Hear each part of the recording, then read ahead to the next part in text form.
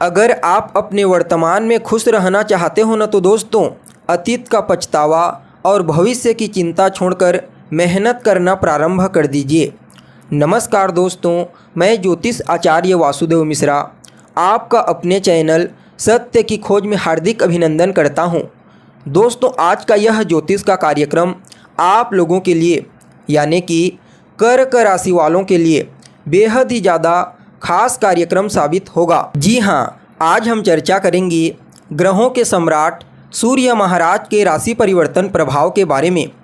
13 फरवरी की दोपहर लगभग 3:30 के आसपास ग्रहों के सम्राट सूर्य अपनी वर्तमान शत्रु राशि मकर राशि को छोड़कर पुनः अपने शत्रु शनिदेव की मूल त्रिकोण राशि कुंभ राशि में प्रवेश कर चुके हैं और आने वाले 14 मार्च तक इसी कुंभ राशि में गोचर करते हुए सम्राट सूर्य आपको परिणाम प्रदान करेंगे।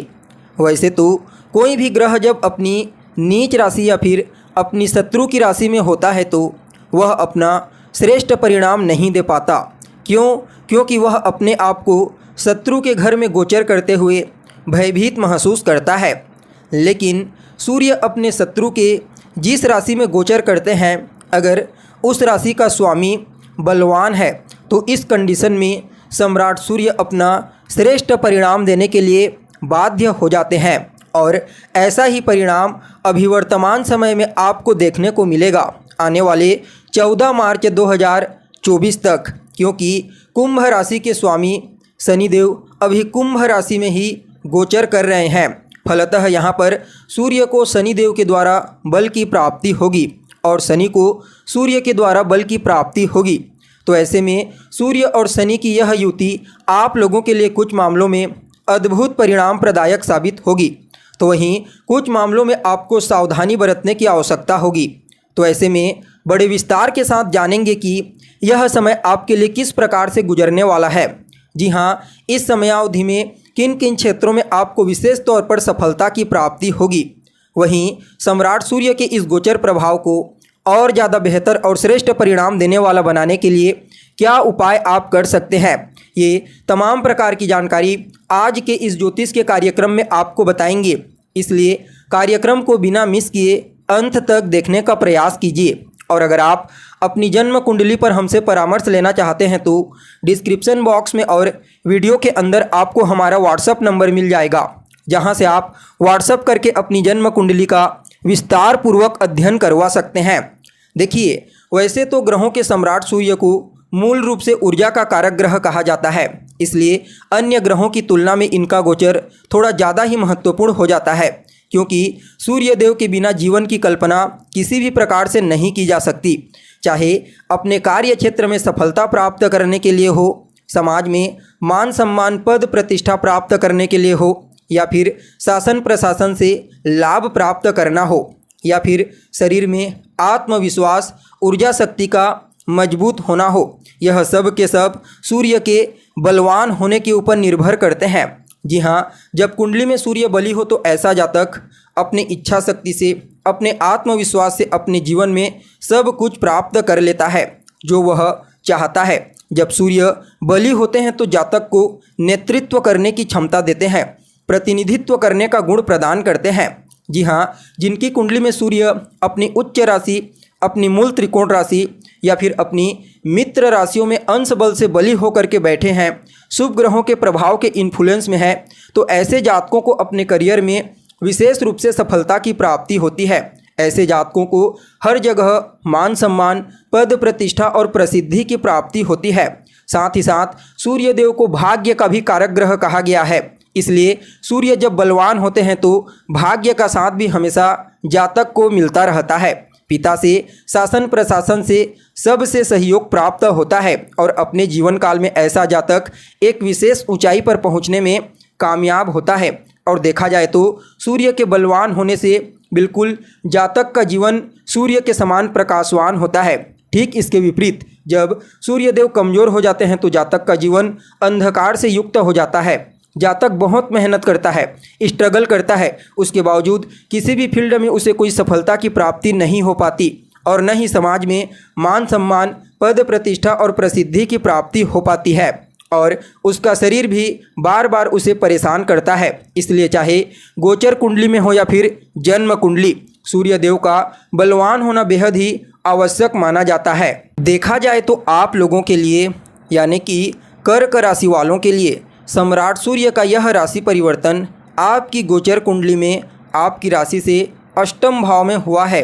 जी हाँ, अभी तक सूर्य देव आपकी गोचर कुंडली में आपके सप्तम भाव में गोचर कर रहे थे, लेकिन 13 फरवरी को सप्तम भाव से निकलकर अष्टम भाव में गोचर करना प्रारंभ कर चुके हैं और आने वाले 14 मार्च 2024 तक इसी अष्टम भाव में अपने शत्रु शनि देव के साथ युति बना करके गोचर करते हुए आपको परिणाम प्रदान करेंगे।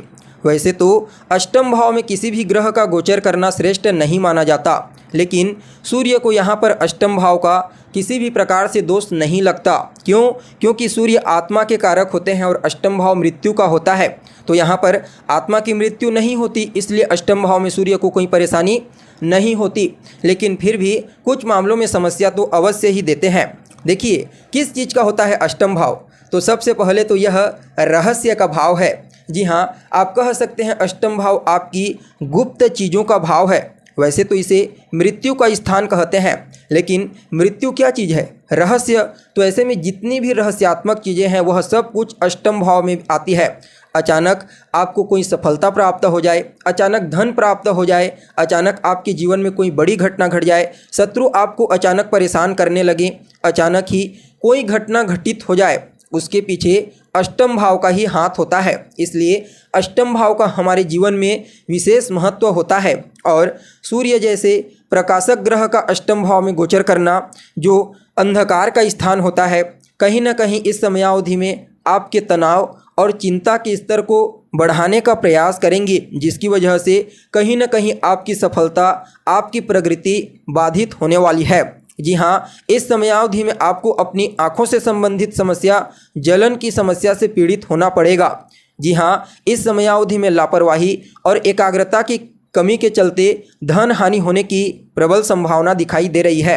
हालांकि कर्म के क्षेत्र में, कार्य क्षेत्र के दृष्टिकोण से समय को उतना खराब नहीं कहा जा सकता, क्योंकि शनिदेव कर्म के कारक होते हैं। भले ही अष्टम भाव में है, लेकिन सफलता के कारक सूर्य के साथ गोचर करेंगे, तो आपको संघर्ष, स्ट्रगल के पश्चात कर्म क्षेत्र में सफलता की प्राप्ति हो जाएगी। लेकिन फिर भी इस गोचर काल के दौरान काम बढ़ने वाला है, आपके ऊपर वर्कलोड का प्रेशर बढ़ेगा, जिसकी वजह से आप चिंतित होने वाले हैं। देखा जाए तो इस समयावधि में आपको विशेष रूप से अपने अंडर कार्य करने वाले लोगों की, जी हाँ, आपके जो सहकर्मी हैं, उनके साथ अपने संबंध को मधुर बनाने का प्रयास कीजिए। हालांकि अगर आप स्थान परिवर्तन करना चाहते हैं तो कुछ नए मौके आपको प्राप्त हो सकते हैं।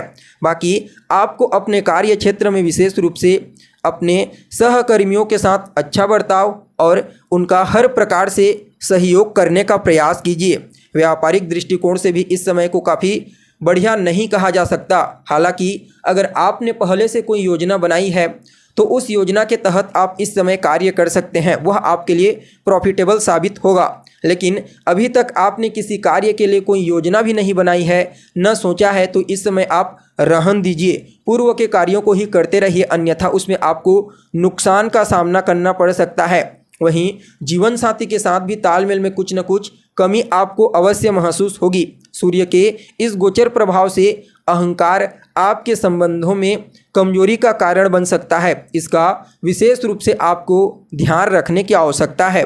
और सेहत के दृष्टिकोण से भी समय उतना नुकसानदायक नहीं होगा, लेकिन फिर भी पैरों में दर्द, जोड़ों में दर्द की शिकायत आपको होगी। इस गोचर काल को और ज़्यादा बेहतर बनाने के लिए, श्रेष्ठ परिणाम प्रदान करने के लिए रोजाना ओम सोम सोमाय नमः इस मंत्र का 108 बार 3 माला या फिर 5 माला जाप कीजिए और सोमवार के दिन भगवान शिव का दूध से अभिषेक कीजिए। इससे आपको काफ़ी हद तक लाभ की प्राप्ति होगी और यह गोचर जो नेगेटिव रूप से आपको प्रभावित करेगा उससे काफ़ी हद तक आपको राहत मिलेगी।